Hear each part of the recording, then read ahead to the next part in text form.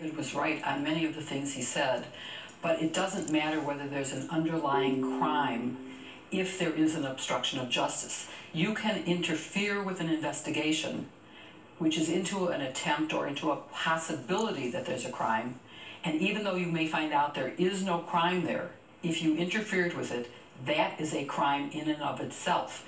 And some of the allegations that are possibly being investigated may be a threat to national security, not just a violation of Title 18 federal criminal law.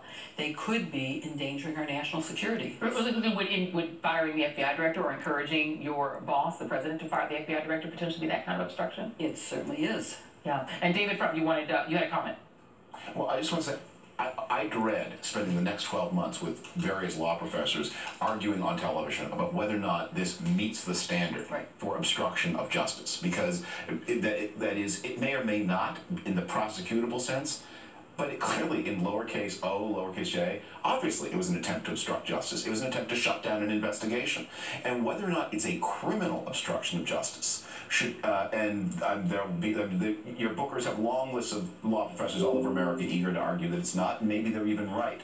It doesn't matter, because what happened was the course of justice was obstructed. It doesn't matter whether people are going to go to prison. We need to find out whether Russia has penetrated the American government. Yeah, which is why so many people are saying, in addition to what's happening on the Mueller side, we also need to have a commission to look at the overall. The main issue, once again, is that we're supposed to be protecting our national security and our elections from foreign interference. David Frum, Jill Wine-Banks, thank you both for joining us. And coming up, thank you. Tonight's break.